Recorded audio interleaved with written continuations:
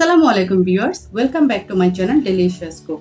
আজকে আমি আপনাদের সাথে সেমাই দিয়ে খুবই মজাদার একটা রেসিপি শেয়ার করব, যা একবার খেলে কিন্তু বারবার বানিয়ে খেতে ইচ্ছে করবে। তাছাড়া অনেকে আছেন একঘেয়েমি সেমাই রান্না খেতে পছন্দ করেন না।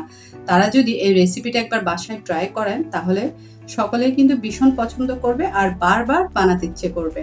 আশা করছি এই রেসিপিটাও আপনাদের কাছে ভালো লাগবে। আর রেসিপিটা শুরু করার আগে আপনাদের কাছে আমার রিকোয়েস্ট থাকবে, আপনারা যারা এখনো আমার চ্যানেলে নতুন আছেন তারা প্লিজ ঝটপট আমার চ্যানেলটি সাবস্ক্রাইব করবেন, সেই সাথে ফেসবুক পেজে একটা লাইক ফলো দিয়ে পাশে থাকবেন। তো আজকের রেসিপিটা তৈরি করার জন্য প্রথমে লাগবে আমাদের ক্যারামেল। এর জন্য আমি প্রথমে দিয়ে দিচ্ছি 1/4 কাপ চিনি, তার সাথে 2 টেবিল চামচ পরিমাণ পানি দিয়ে একটা ক্যারামেল তৈরি করে নিব। আর এই সময় চুলার আঁচ কিন্তু মিডিয়াম টু লোতে রাখতে হবে। খেয়াল রাখবেন ক্যারামেলটা যেন পুড়ে না যায়। এখন সুন্দর একটা কালার চলে আসলে আমি একটা মোল্ডে ঢেলে নিব। আর এই ক্যারামেলটা গরম থাকা অবস্থায় ঢেলে নিতে হবে। এখন এটাকে ঠান্ডা হওয়ার জন্য একটা সাইডে রেখে দেব। এবার চুলায় একটি প্যানে 1 চা চামচ পরিমাণ ঘি দিয়ে দিলাম। আপনারা চাইলে এখানে ঘিয়ের পরিবর্তে সয়াবিন তেলও ইউজ করতে পারেন। আর এর মধ্যে দিয়ে দিচ্ছি ভেঙে নেওয়া সেমাই। ঘিয়ের সাথে সেমাইটা খুব ভালোভাবে ভেজে নেব। ভাজা হয়ে এলে এখন এটাকে নামিয়ে নেব। আর অন্যদিকে আমরা যে ক্যারামেলটা তৈরি করে রেখেছিলাম তাও ঠান্ডা হয়ে গিয়েছে। এখন এই ভেজে নেওয়া সেমাইগুলো দিয়ে দিচ্ছি আর সেমাইগুলো একটু এইভাবে চারিদিকে ছড়িয়ে দিচ্ছি। এটাকেও একটা সাইডে রেখে দেব। তারপর অন্য একটা বাটিতে একটা ডিম ভেঙে নিয়েছি, সাথে দিয়ে দিচ্ছি 1 কাপ পরিমাণ লিকুইড দুধ। আর দুধটা আমি আগে থেকে জাল দিয়ে ঠান্ডা করে নিয়েছি। এখন 1/3 কাপ পরিমাণ গুঁড়ো দুধ আর স্বাদ মতো একটু লবণ অ্যাড করলাম।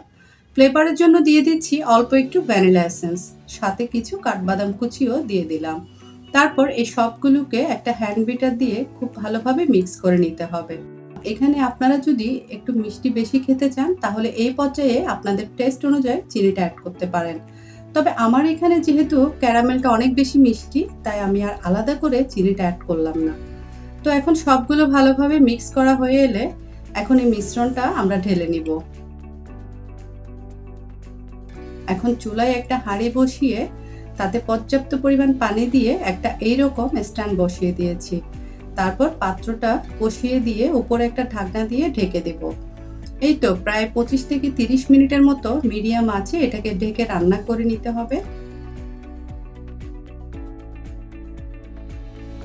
তো 30 মিনিট পর ঢাকনাটা উঠিয়ে নিচ্ছি আর একটা ছুরি দিয়ে চেক করে নিচ্ছি যে এটা পারফেক্টলি হয়েছে কিনা। আর ইতিমধ্যে দেখতে পাচ্ছেন এটা পারফেক্টভাবে হয়ে গিয়েছে। এখন এটাকে আমি চুলা থেকে নামিয়ে নিচ্ছি। আর চুলা থেকে নামিয়ে ঠান্ডা করে প্রায় 1 ঘন্টার জন্য আমি নর্মাল ফ্রিজে রেখে দেব। ফ্রিজে রাখলে এটা খুব সুন্দরভাবে সেট হয়ে যাবে। এখন এটাকে আমরা মোল্ড আউট করে নিচ্ছি আর দেখতে পাচ্ছেন কত সুন্দর একটা কালার এসেছে আর দেখতেও ভীষণ লোভনীয় হয়েছে। আর খেতে তো কি বলবো, আপনারা যদি বাসায় বানিয়ে এটা টেস্ট না করেন তাহলে বুঝতেই পারবেন না যে এটা খেতে কতটা মজার হয়েছে।